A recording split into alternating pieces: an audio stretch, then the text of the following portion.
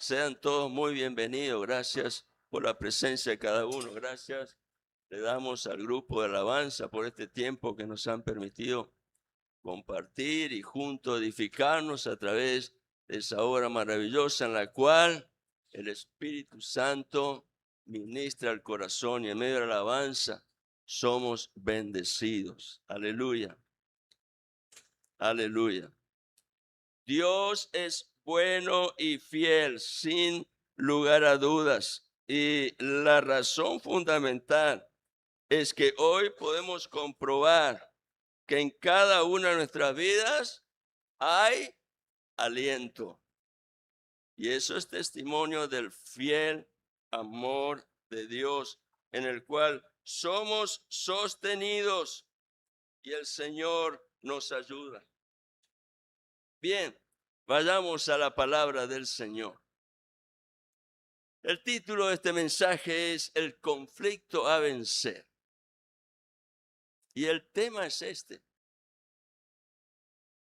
verdad versus mentira, mentira versus verdad. Ese es el conflicto a vencer. Es un gran tema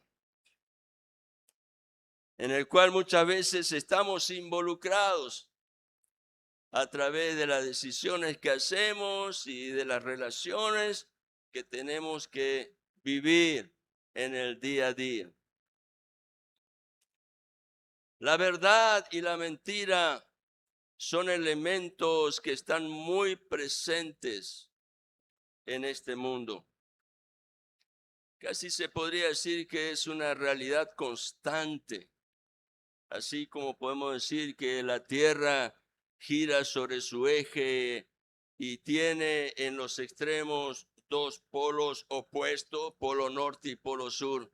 Así también la vida del hombre gira alrededor de este gran tema que necesita, por supuesto, tener una definición a fin de realizar aquello que es mejor.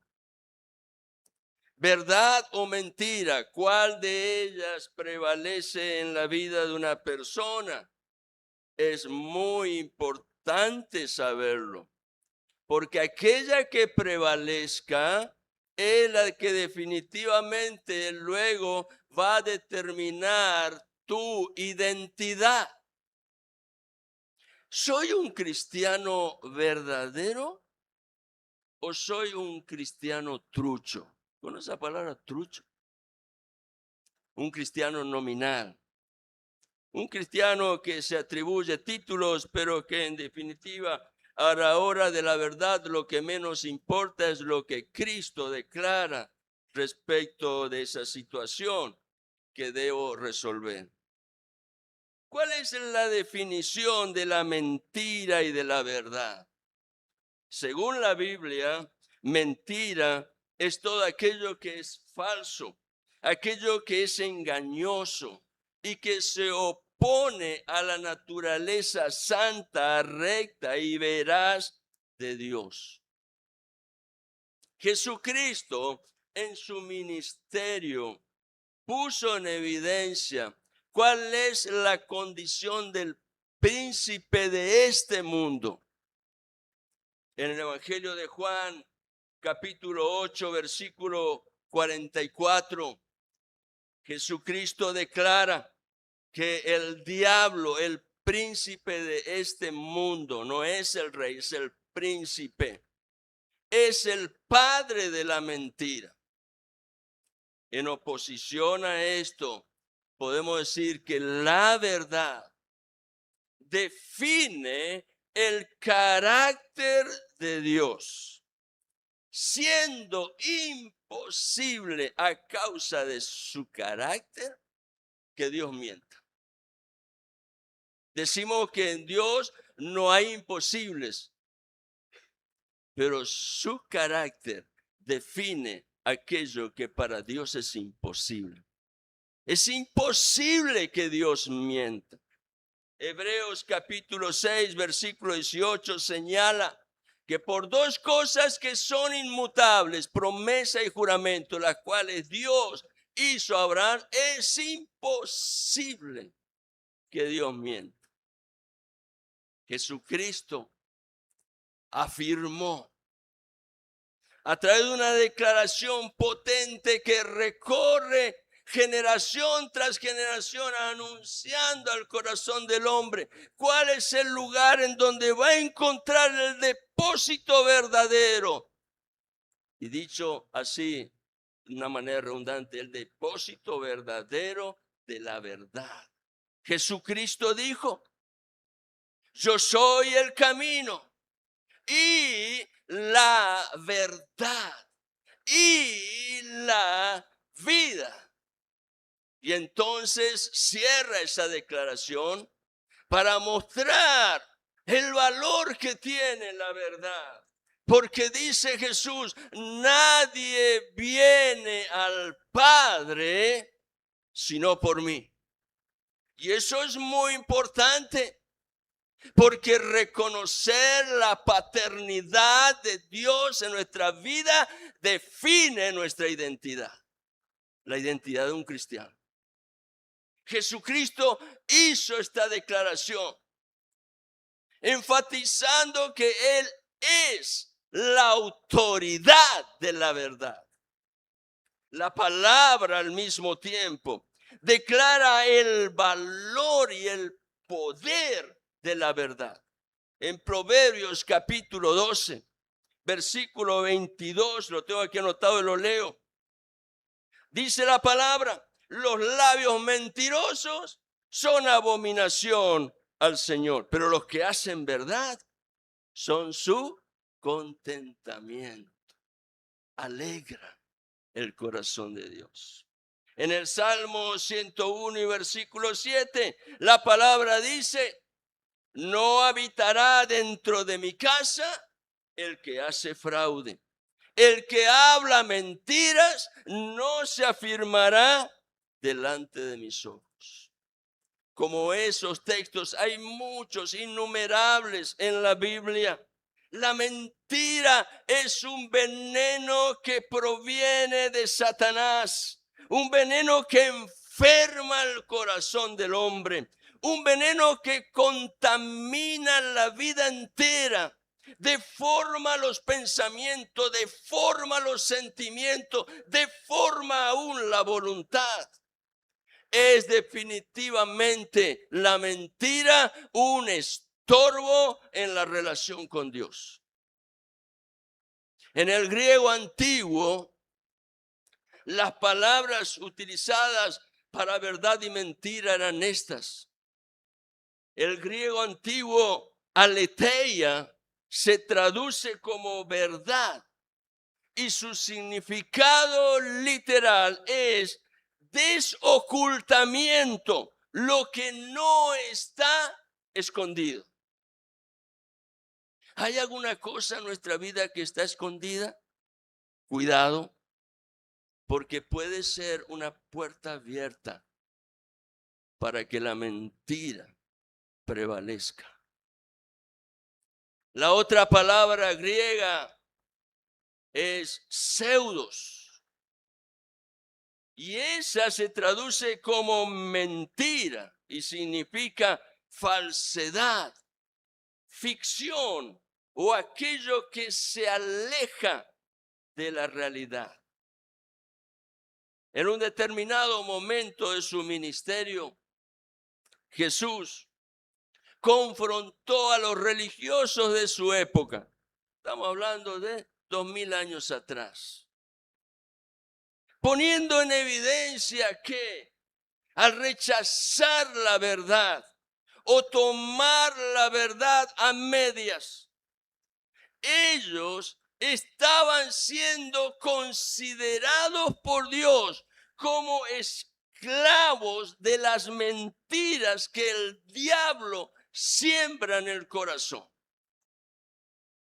El punto es este: la verdad la tomas o la dejas. No la puedes tomar a media y figurar que estás viviendo una vida que está enteramente escondida en Dios. Quiero que me acompañen, por favor, a la lectura bíblica de este pasaje, donde vamos a ver la confrontación de Jesús con esos religiosos. Y dice Evangelio de Juan, capítulo 8.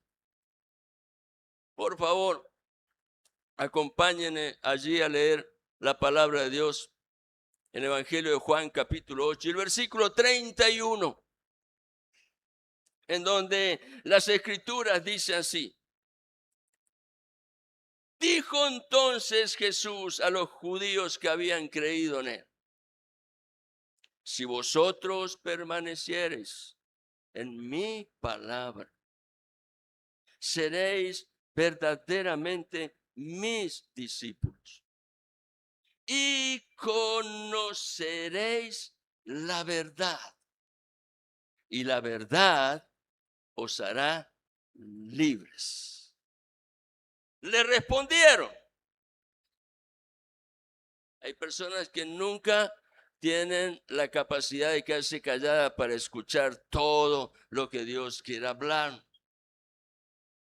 Le respondieron: linaje de Abraham somos. Sacaron el título. Linaje de Abraham somos. Descendemos de Abraham. Y jamás hemos sido esclavos de nadie. Eso les dolió. Porque en su orgullo personal, ellos creían ser como linaje de Abraham, libres. Y entonces ellos le cuestionan a Jesús. Fíjense el atrevimiento. ¿Cómo dices tú, seréis libres? ¿Estás pensando a quién les estás hablando? ¿Será que no te equivocaste en direccionar el mensaje? Jesús le respondió con mucha calma, con mucha autoridad, con mucha gracia, pero nunca separándose de la verdad. Y entonces Jesús le respondió, versículo 34, de cierto os digo. Y cuando Jesús repetía esta frase, estaba diciendo: por favor, escucha. De cierto os digo, que todo aquel que hace pecado, no importa el título que tengas, todo aquel que hace pecado es esclavo del pecado. Suena fuerte, ¿no? Pero nos lo está diciendo esta persona que está aquí delante de ustedes, que es tan frágil como cualquiera de ustedes. Lo dijo Jesús. Y entonces él siguió declarando, versículo 35, y el esclavo no queda en la casa para siempre. El hijo sí queda para siempre. ¿Se dan cuenta de la importancia de la identidad? El hijo sí queda para siempre. Versículo 36. Así que, por si no lo entendieron, Jesús les dice: acá le va otra vez la segunda parte de lo que les dije antes. Versículo 36. Así que, si el Hijo os libertare, aunque les moleste, le dice Jesús, les tengo que decir, porque los amo y en la verdad quiero bendecir sus vidas. Así que si el Hijo os libertare, seréis verdaderamente libres, con el sello de algo auténtico, genuino, que viene de Dios, libre, no por causa de lo que piensa el hombre, sino por causa de lo que Dios afirma en la verdad, y Él es poderoso para llevarlo a cumplimiento en nuestras vidas. Y entonces Jesús le dice, versículo 37, sé que soy descendiente de Abraham. No lo ignoro, dice Jesús. Pero, ¿sabe una cosa? Hay algo que no está en acuerdo con lo que ustedes dicen. Pero procuráis matarme. Porque mi palabra no haya cabida, no tiene lugar en vosotros. Yo hablo, dice el Señor, lo que he visto acerca del Padre. Es decir, hablo verdad. Jesús siempre habló verdad. Aunque moleste, aunque duela, es necesario. La verdad nos hace libres. Y entonces dice, y vosotros hacéis lo que habéis oído acerca de vuestro Padre. Upa. Jesús está cuestionando la identidad de estos religiosos. Él marca una clara diferencia. Yo hablo lo que he visto acerca del Padre. Y ustedes, vosotros, hacéis, le dice Jesús a esos religiosos, lo que habéis oído acerca de vuestro Padre. Jesús claramente le señala, mi Padre no es vuestro Padre. Entonces, por supuesto, no podían quedarse callados. Hay una serie muy linda, ¿cómo se llamaba? Que solemos mirar, de la vida de Jesús. Los elegidos. Entren y miren, muy linda, muy linda. Tiene mucha base bíblica. Y allí se nota cómo son representados estos religiosos tan duros, tan altivos, tan orgullosos. Ni siquiera se dieron cuenta que estaban en la presencia del Mesías. No se pudieron quedar callados. Versículo 39. Respondieron y le dijeron, nuestro padre es Abraham. Wow. Por si no lo entendiste. Entonces Jesús le dijo, si fueseis hijos de Abraham, las obras de Abraham haríais. Pero ahora procuráis matarme a mí, hombre, que os he hablado la verdad, la cual he oído de Dios. No hizo esto Abraham. Abraham nunca hizo esto. ¿Se equivocó? Sí, se equivocó. Porque en un momento de su vida él pensó que podía ayudar a Dios al cumplimiento de la promesa. Y escuchó una voz que no tenía que haber escuchado. Pero acá el Señor le está diciendo, Abraham nunca en su vida levantó una bandera en contra de Dios de una manera voluntaria, de una manera ya determinada, haciéndolo de una manera intencional. Nunca lo hizo Abraham. Y entonces ahora Jesús va a fondo. Vosotros, versículo 41, hacéis las obras de vuestro padre. No se pudieron callar y entonces utilizaba un argumento que en la época era parte del corrillo de las que les gusta contar chismes. Por decir una palabra más fuerte. De las que les gusta contar chismes. Y claro, en aquella época se decía, cuando María quedó embarazada, ella estaba en otro lugar viviendo y cuando vuelve todos se dan cuenta que tenía algo en su cuerpo que estaba dando evidencia de su embarazo. Y sabían que en ese tiempo que ella se alejó, José no tuvo nada que ver con ella. Y entonces el murmullo, el corrillo de los chismosos decía, este es hijo de fornicación. Y entonces ellos, a fin de herir la sensibilidad de Jesús, dicen estas palabras. versículo 41. Entonces le dijeron, nosotros no somos nacidos de fornicación.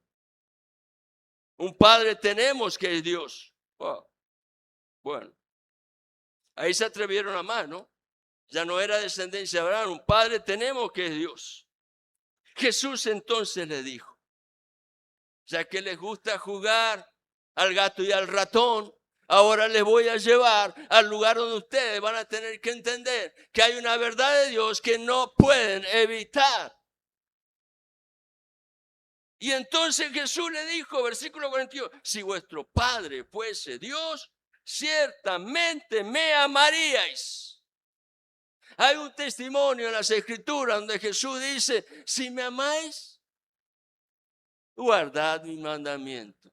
Gloria a Dios.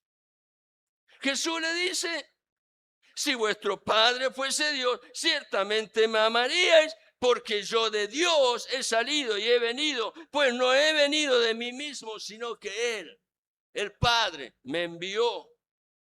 Y entonces Jesús le dice, apelando a encontrar algún espacio en el corazón donde ellos puedan entender que había allí misericordia de Dios siendo mostrada.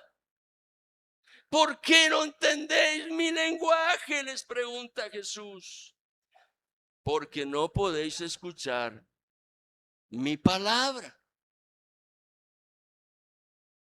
Vosotros, y acá se puso bravo, vosotros sois de vuestro padre el diablo, y los deseos de vuestro padre queréis hacer. Él ha sido homicida desde el principio. Sí, Jesús está haciendo referencia al huerto, porque cuando la serpiente, ese animal astuto, se presentó bajo la influencia del mismo querubín protector que había sido echado del monte de Dios por su rebelión, el diablo, él llevó a la mujer a un estado de engaño en donde la mentira tuvo lugar en su corazón.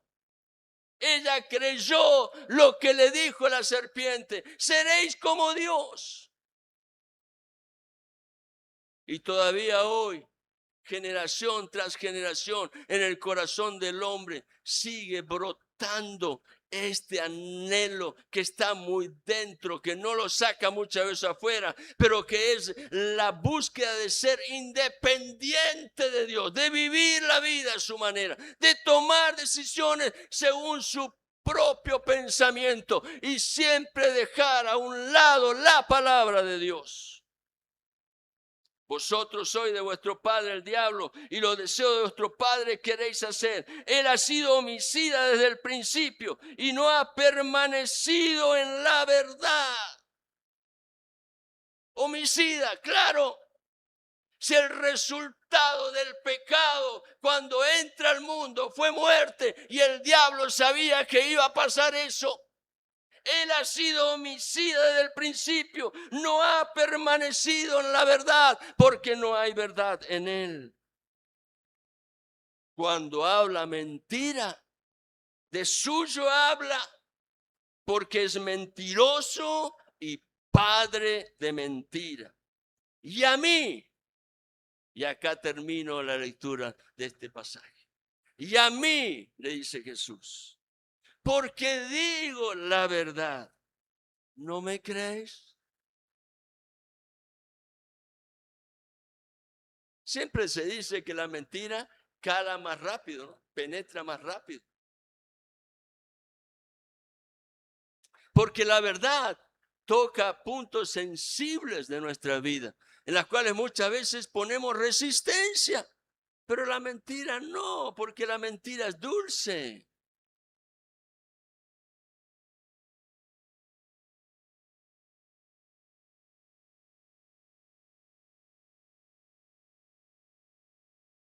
Jesús les advirtió a aquellos religiosos que el verdadero discípulo es aquel que permanece en su palabra.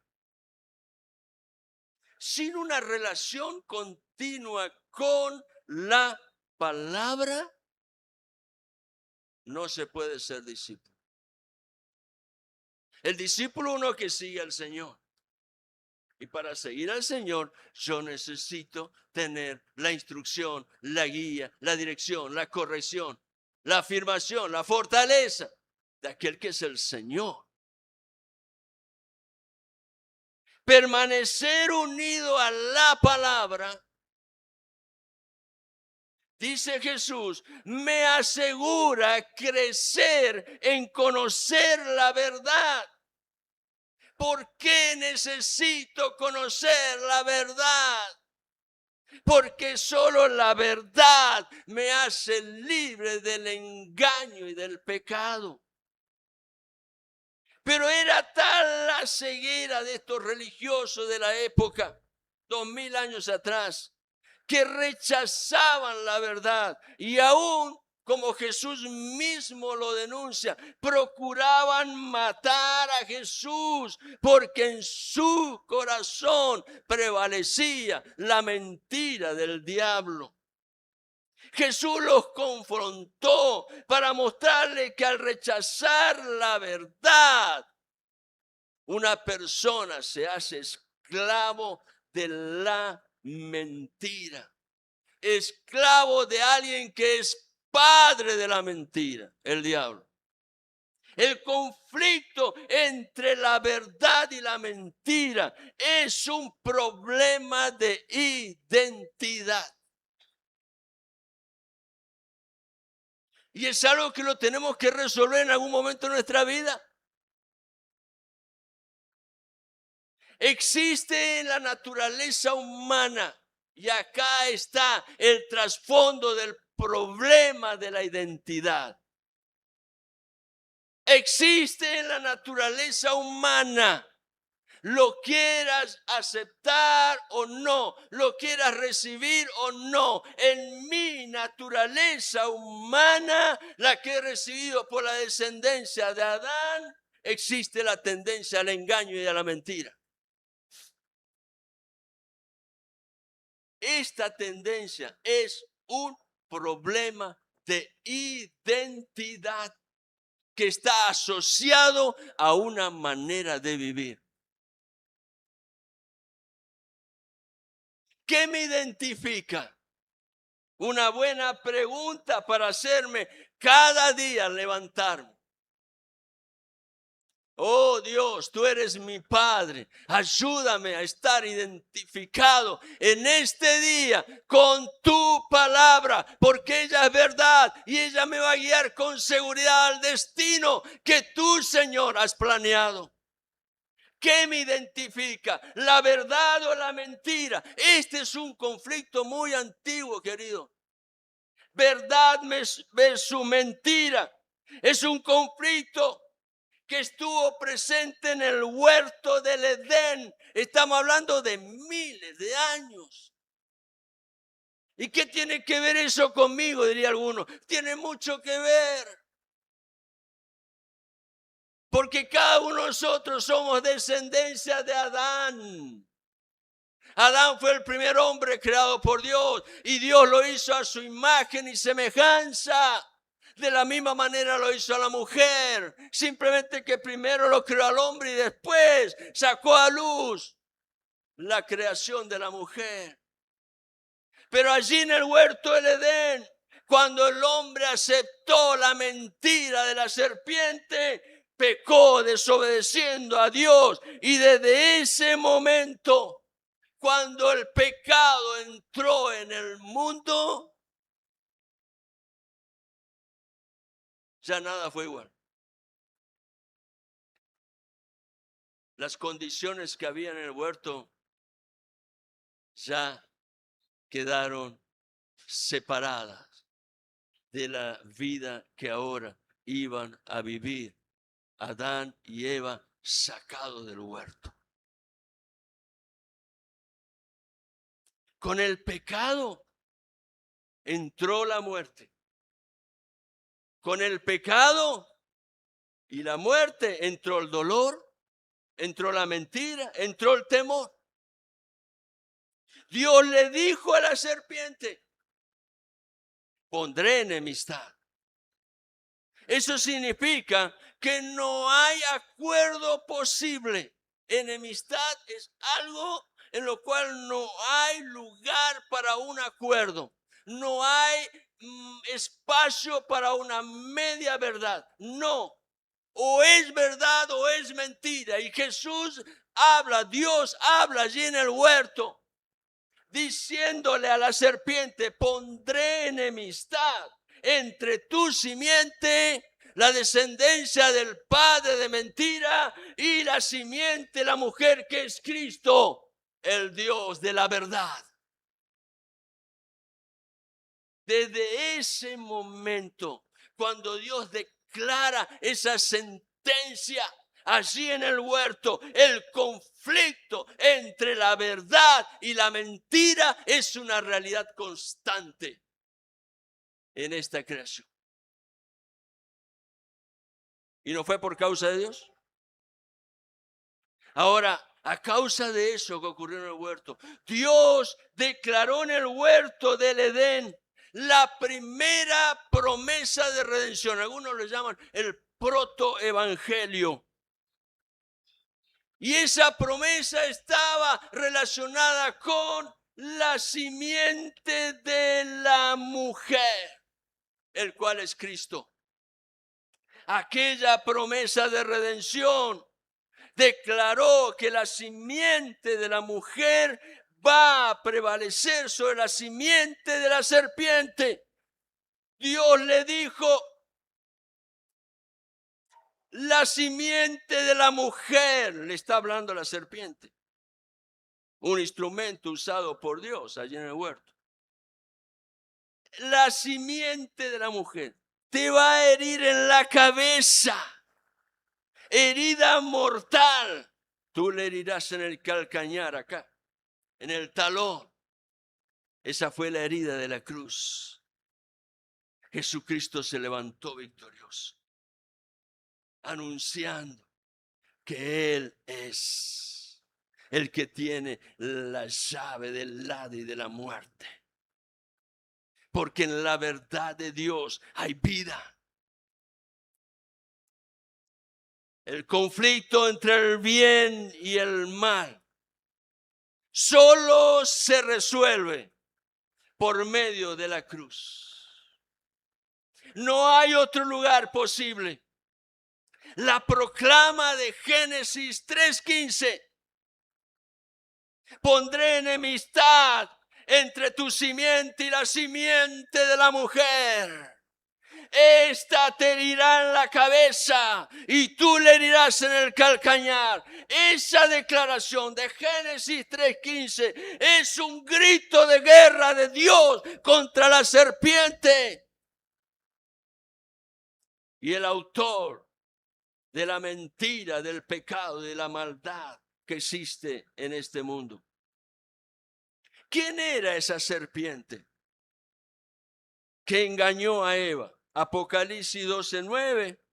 Lo revelamos a leerlo. Allí en la escuela bíblica lo leímos. ¿Quién es esa serpiente antigua? Apocalipsis capítulo 2 y versículo 9. Y dice allí: y fue lanzado fuera el gran dragón. ¿Quién es el gran dragón? Acontecimiento del final. Se va a manifestar una trinidad satánica. El gran dragón, la bestia, el falso Cristo. Una trinidad satánica. Pero el gran dragón, ¿quién es? La serpiente antigua. Y está haciendo relación con lo que pasó allí en el huerto, que se llama, ¿cómo se llama? Diablo y Satanás, el cual engaña al mundo entero. La serpiente antigua estuvo presente en el huerto y no era otro que el mismo Satanás, un ángel que cayó de su posición de querubín protector, creado por Dios, un ángel. que tenía un rango elevado en el monte de Dios. Era querubín protector, pero a causa de su rebelión, porque quiso ser igual como Dios, Dios lo quitó de su lugar, lo despojó de la autoridad que tenía como ángel. Miren lo que dice Ezequiel, por favor, acompáñenme allí, para que tengamos idea de dónde proviene el origen de Satanás. No es alguien que surgió así nomás por una casualidad. Ezequiel capítulo 28. Y si quieren tener más referencia de este personaje, miren Isaías capítulo 14. Pero vamos a mirar hoy Ezequiel capítulo 28. Vamos a ver algunas referencias respecto de este personaje. Y dice allí, Ezequiel 28, 14. Tú, querubín grande, protector, yo te puse en el santo monte de Dios. Allí estuviste, en medio de las piedras de fuego te paseabas.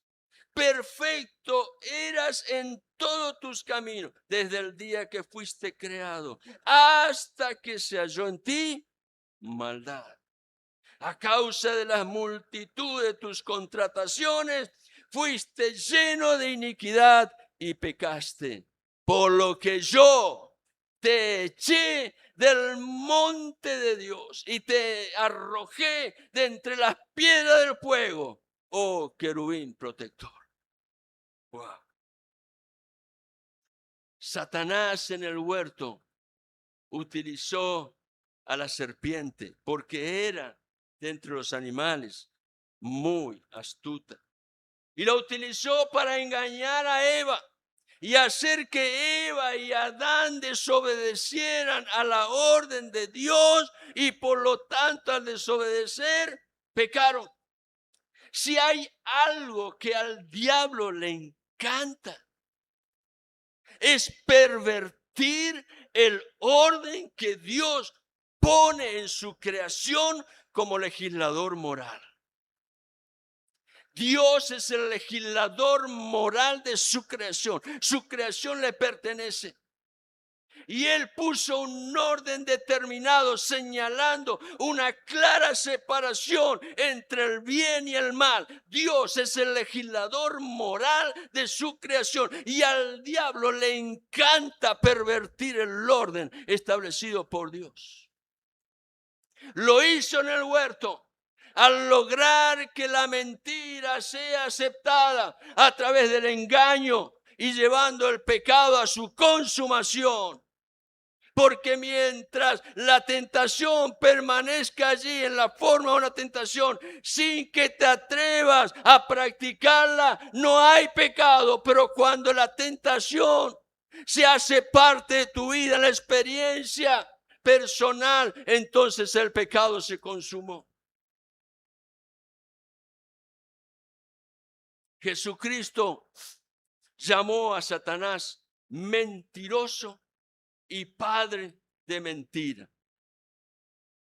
Y claramente allí en ese pasaje se da evidencia de que Jesús de la misma manera identifica a aquellos que en su rebeldía van en contra del orden moral establecido por Dios.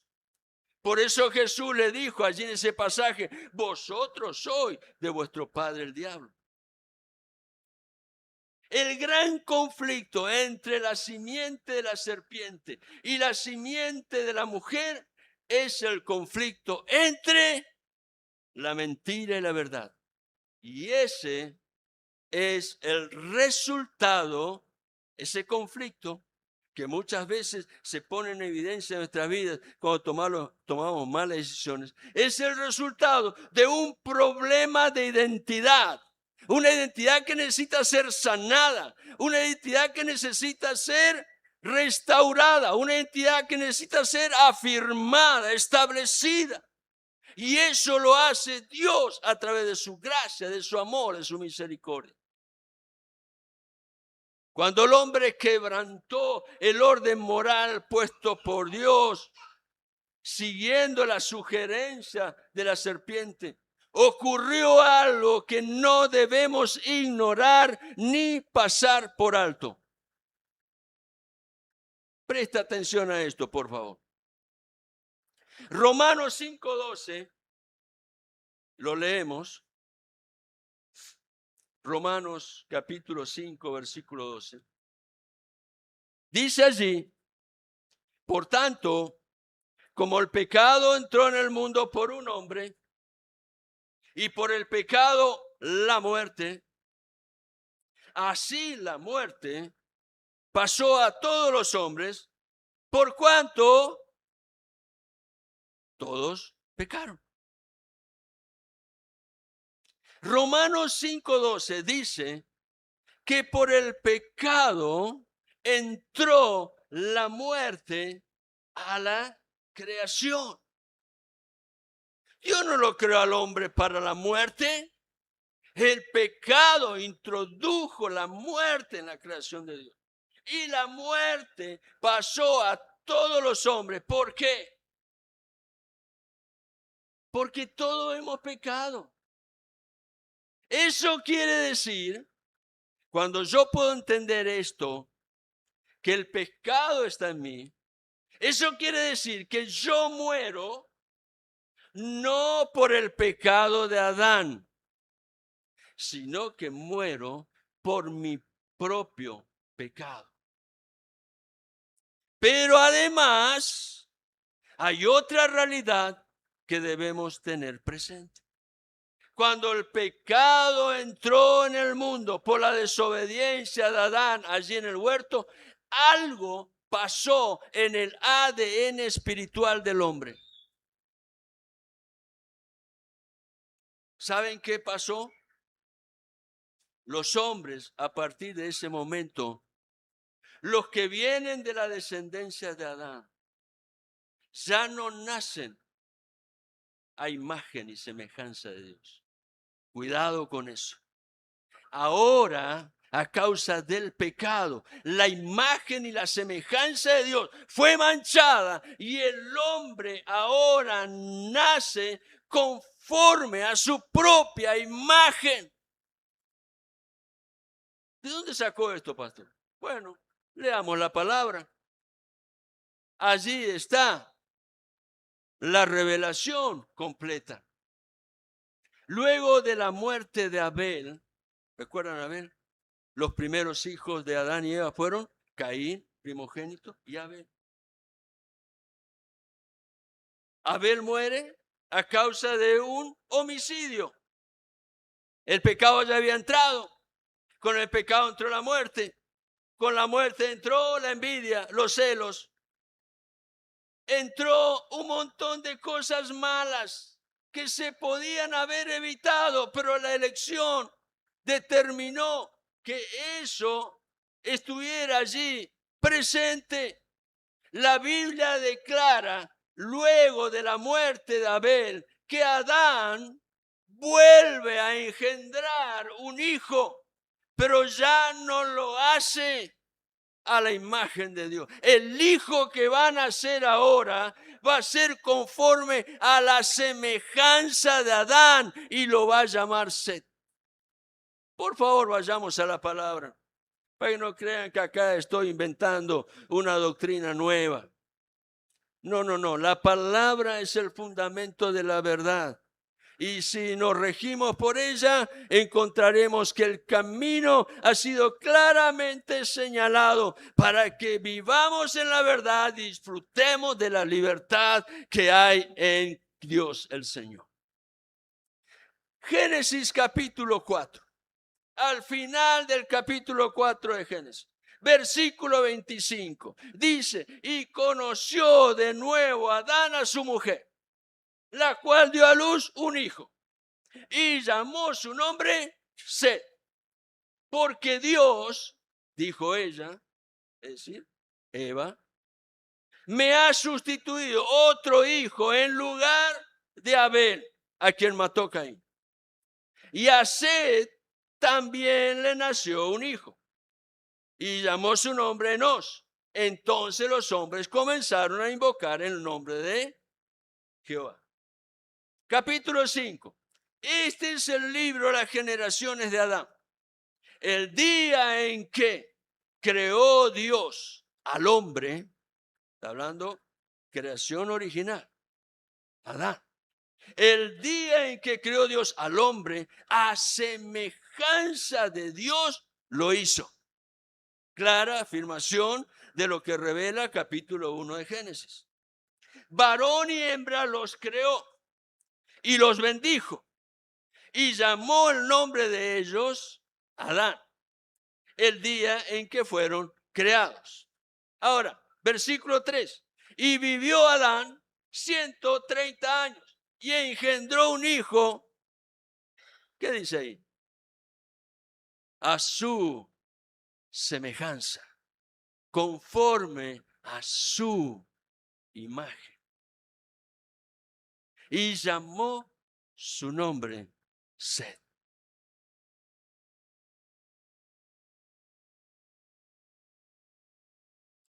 El texto de Génesis capítulo 5 versículo 3. A su semejanza. Es una clara señal de que el pecado, cuando entró en la creación, pasó por descendencia a las generaciones que vinieron después de Adán. Y cada vez que nacía un hombre, una mujer, un varoncito, una niña, la imagen de Dios estaba manchada. ¿Por qué? Porque el pecado había pervertido el ADN espiritual de la creación original. Generación tras generación, el pecado ha estado y está presente en el ADN espiritual de todo aquel que viene a la vida. Por eso es tan importante la actividad de la escuela bíblica, porque el niño está formado en la verdad y está preparado para tomar decisiones lo antes posible en su vida, a fin de afirmar en su corazón la verdadera identidad que es en Dios, la cual asegura que en la verdad hay plan y propósito de eternidad. Pero el pecado es una realidad constante. Y la evidencia de eso es el conflicto entre la verdad y la mentira. Y cada vez que un niño, una niña viene a la vida, sucede que al crecer y desarrollarse y alcanzar conciencia de todo lo que imparte la vida en su corazón, surge una necesidad en el hombre y la mujer de la presencia de Dios, porque descubre que sin Cristo está separado de Dios. La muerte de la cruz trajo la respuesta al conflicto de la verdad y la mentira. La palabra de Dios declara en Romanos capítulo 3, versículo 23, por cuanto todos pecaron y están destituidos, separados de la gloria de Dios. Es imprescindible en la vida de todo hombre y mujer la manifestación del poder de Dios por medio de la victoria de la cruz.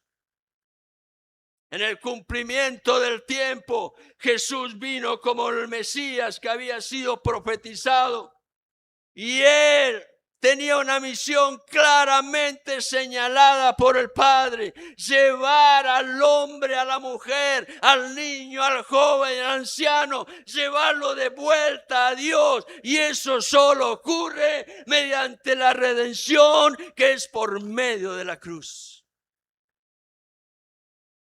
Jesucristo dijo: hoy ya lo señalé, lo vuelvo a expresar.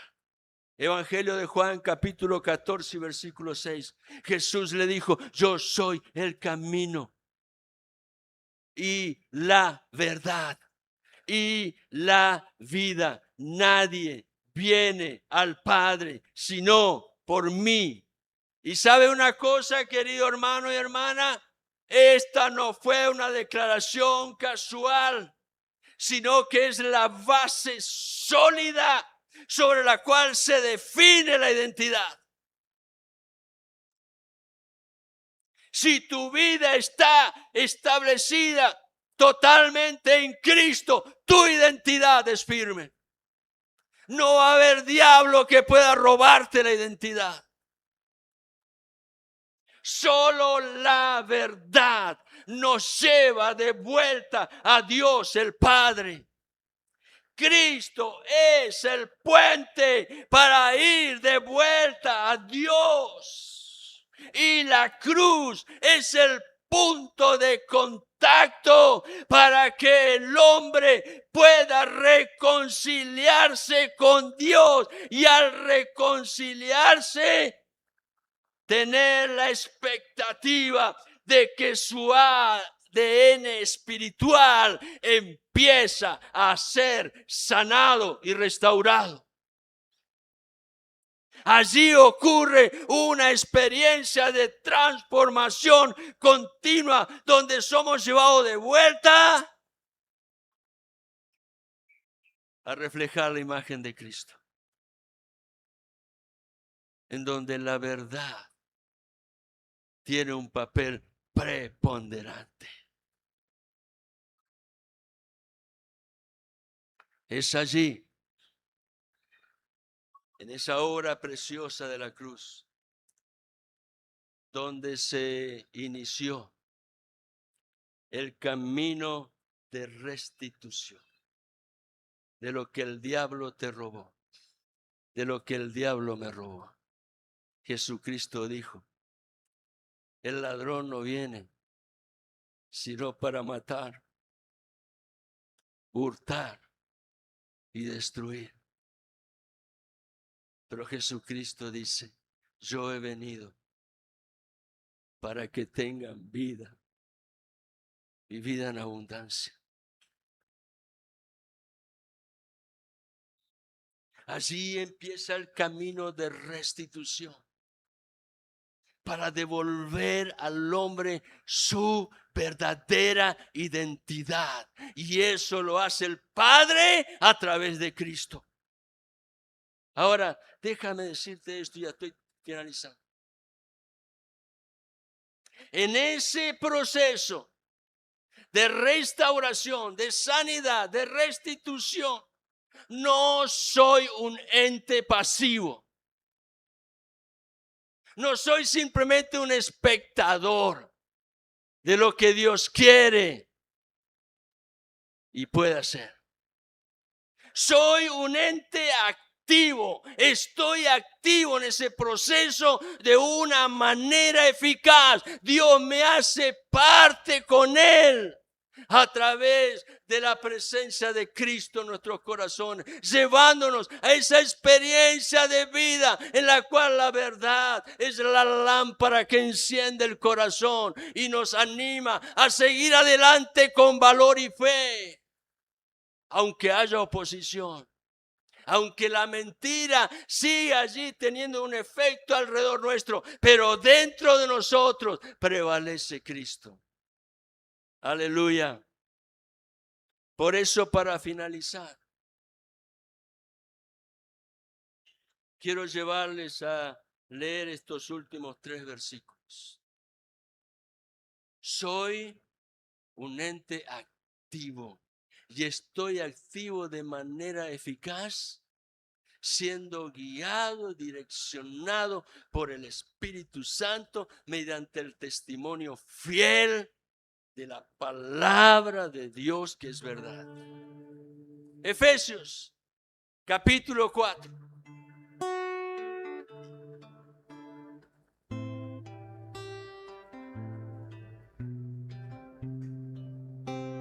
Versículo 22 al 24.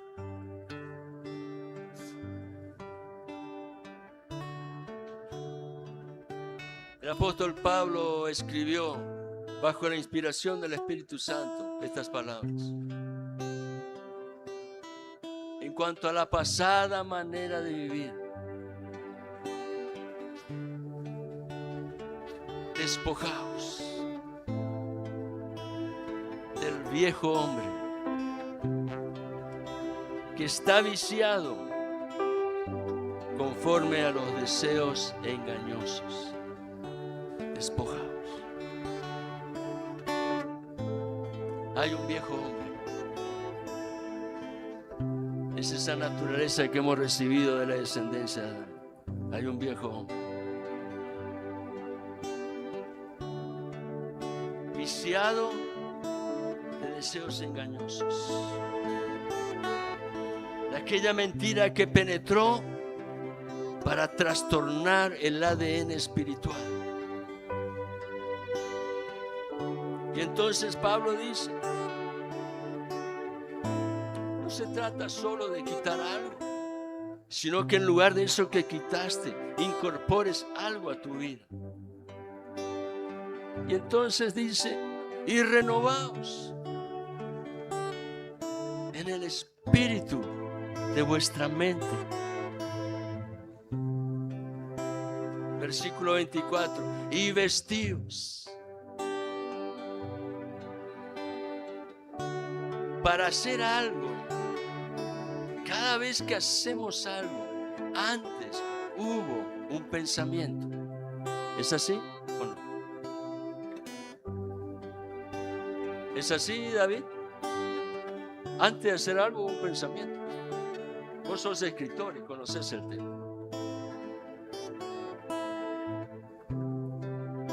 Antes de hacer algo hubo un pensamiento. Y cuando ese pensamiento ha echado raíces en la vida, termina aflorando a través de los actos y las decisiones que realizamos.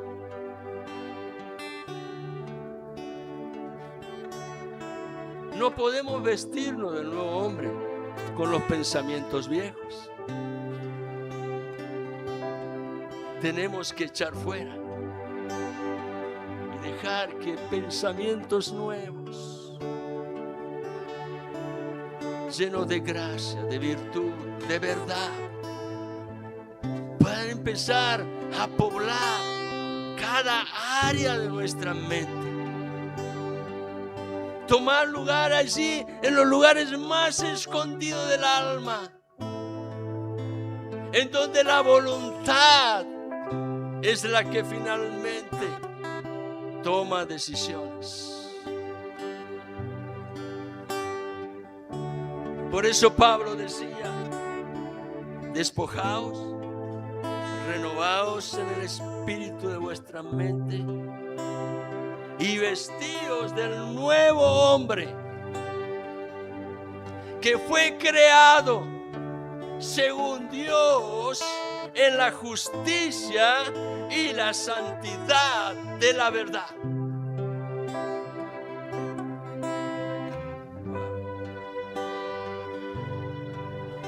¿Será posible esto?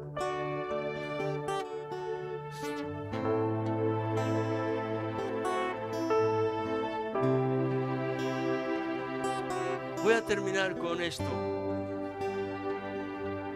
y salgo de lo que tengo allí escrito, porque creo que es un tema para volver a enfatizar.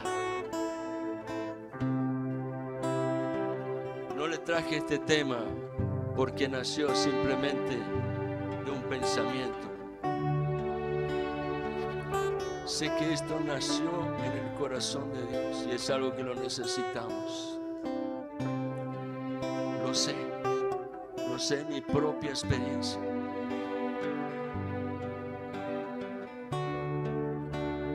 En una oportunidad Jesús tomó a 3 de sus discípulos más cercanos, Pedro, Jacobo y Juan, y les dijo: muchachos, vengan, tengo algo que mostrarles. Sin saber qué iba a pasar, ellos creyeron y le siguieron. Jesús los llevó a un monte alto.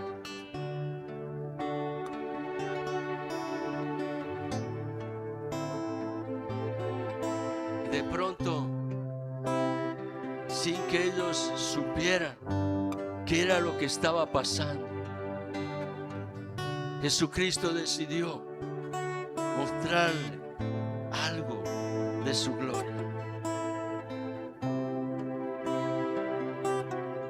En la palabra es conocido como el monte de la transfiguración.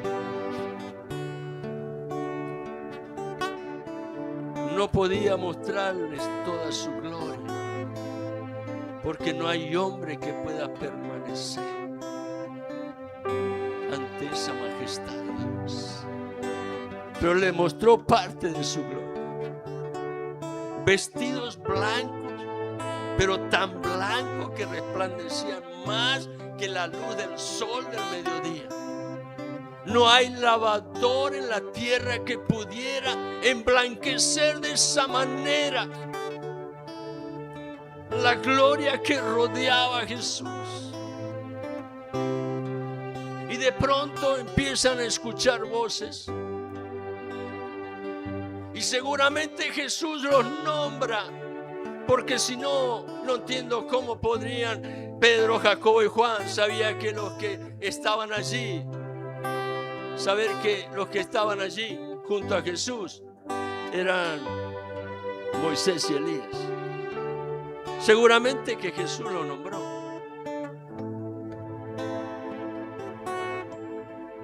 Porque Él los conocía desde antes que fueran formados en el vientre de su madre, como te conoce a ti y a cada uno de nosotros.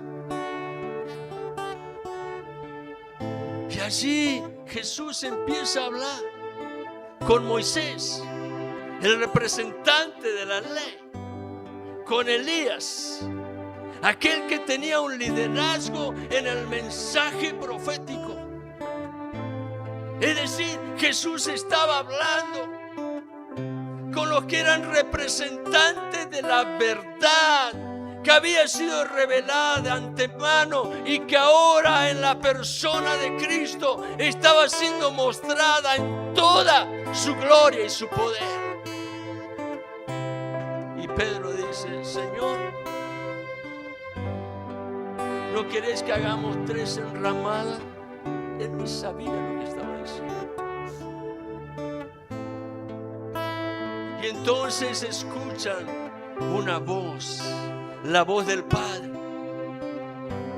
que dice: este es mi Hijo amado. A Él, a Cristo, oíd.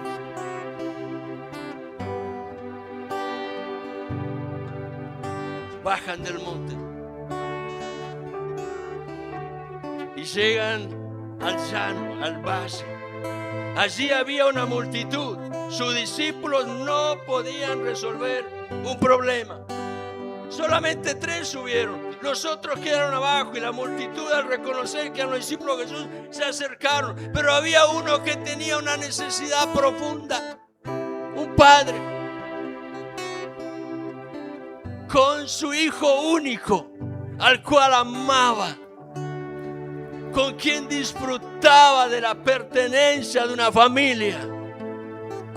Pero él lo veía a ese hijo que estaba siendo destruido por un espíritu inmundo. Se acercó a los discípulos y le dijo: ayúdenme, liberen a mi niño. Pero no fue posible. Cuando Jesús llega bajando del monte, después de aquella experiencia de gloria, llega al valle y encuentra la necesidad.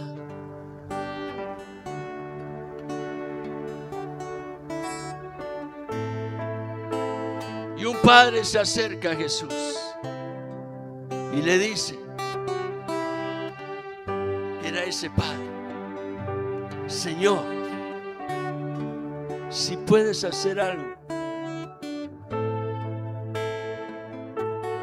ayúdanos. Jesús le respondió: si puedes creer. No se trata de si yo puedo. No lo dijo de esa manera, pero le di a entender: si puedes creer. Al que cree, es posible. Pon tu confianza en Jesús. No sigas dando vuelta, no te demores. Enfócate en Dios.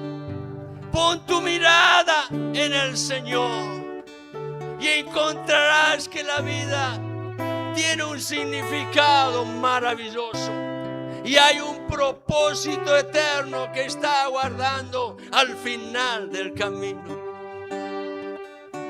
Te invito a estar en pie, por favor.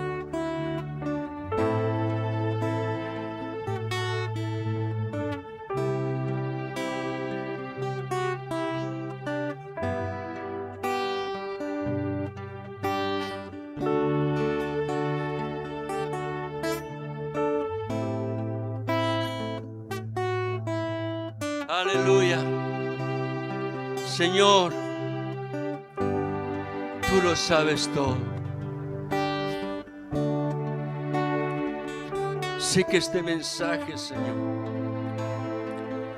no nació en mi corazón.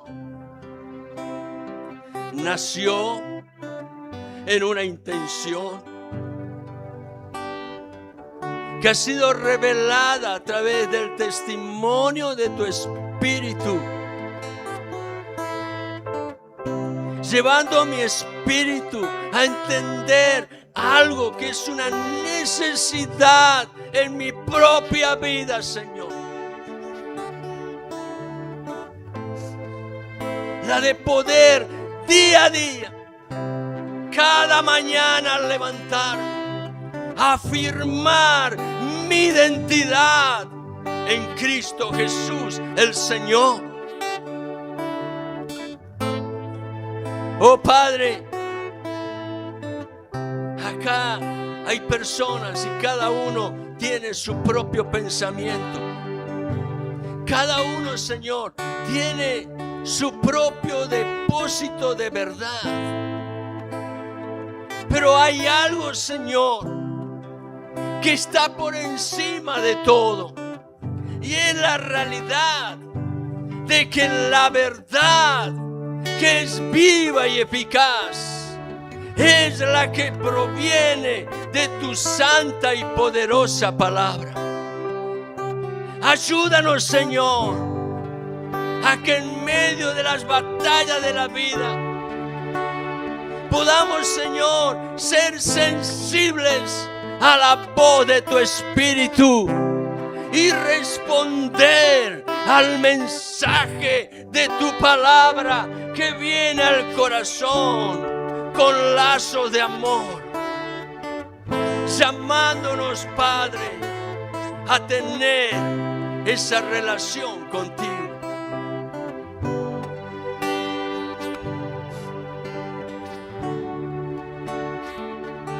Quizás haya en esta mañana aquí alguien que dice: yo quiero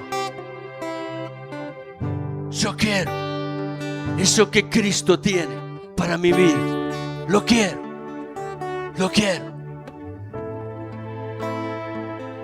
Jesucristo dijo: si permanecéis en mi palabra, si permanecéis en mi palabra, seréis verdaderamente mis discípulos y conoceréis la verdad, y la verdad os hará libres. ¿Habrá alguien aquí que dice: Señor, yo quiero eso?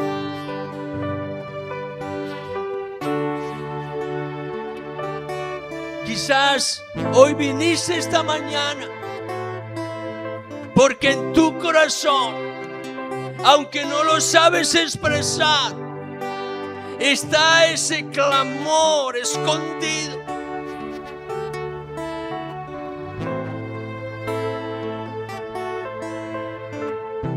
Quiero invitarte, si tienes ese anhelo de conocer a Jesús, que des un paso de fe y venga aquí adelante. Quiero orar contigo, quiero bendecir tu vida, quiero proclamar todo aquello que en la verdad de Dios ya ha sido revelada y es un depósito de gloria en donde el Padre tiene bendición para derramar sobre tu vida.